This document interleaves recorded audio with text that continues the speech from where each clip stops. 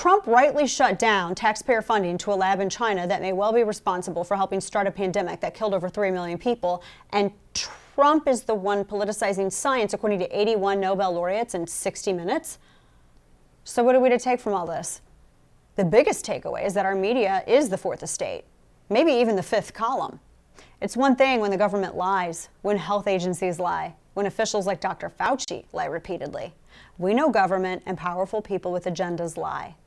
But it's scary when our media refuses to do their job and hold them to account. Our so-called free press, when functioning properly, is our last line of defense against corruption. It is a check on government tyranny. It is vital that the media remain unbiased. Objectivity is sacred. But even in this Vanity Fair piece, we see that they still work so hard to lay the blame for the suppression of the lab leak theory on, bizarrely, Trump, who, according to their own article, is one of the only people in this whole hot mess who loudly proclaimed the truth. And then they let him up for that too. So what has happened here, not just with the WIV is scandalous, but also what has happened with the media is beyond scandalous, and it's scary. Our media is the fourth estate here in the United States, or the fifth column if you want to talk about an entity that seeks to cause division from within.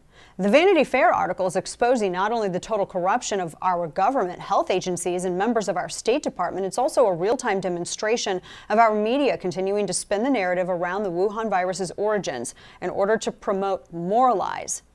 And rather than hold people to account over and over, media blame Trump for the lab leak theory not gaining traction, a theory the media suppressed along with officials in our own government. And again, I want to show you why this kind of lying in the media is so damaging to democracy. Because if our media fails to tell the truth, then we, the citizens, we're the ones that end up living in darkness. We can't get a clear picture of reality. Without the light of truth, we don't know what actions to take, how to protect ourselves from a virus, for example, or how to vote in the next election, or what to believe about anything. To show you just how dangerous a fourth estate media can be, I mentioned this just a moment ago. Here's an image of the annual candlelight vigils in Tiananmen Square since the 1989 massacre. This is in Victoria Park in Hong Kong, and you can see little by little the memory of what the CCP did to their own people is disappearing. In fact, I read a piece that said any people under the age of 25 don't really understand or know what happened in Tiananmen Square. And so this year, because China brutally took over Hong Kong, there are no demonstrations in Victoria Park. No crowds commemorating, holding a memorial between 8 and 8:09 p.m. their time, memorializing this despicable massacre. Why? Because the CCP has erased the incident from the internet. That picture that we showed you is illegal in China. Video of it's illegal in China. And media in China stayed on. They refused to acknowledge it at all whatsoever. The people still remember. In fact, in Hong Kong, at 8 o'clock, people who were out in the street held up their cell phone lights. Little act of resistance.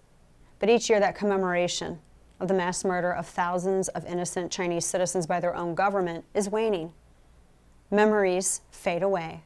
And over time, the memory of Tiananmen Square, maybe from some people, especially the youth, it might disappear from their minds altogether. That is the power of the fourth estate. And one day, considering how corrupt our media already is, maybe the memory of a lab escape in which a virus killed over 500,000 Americans will disappear from our minds too.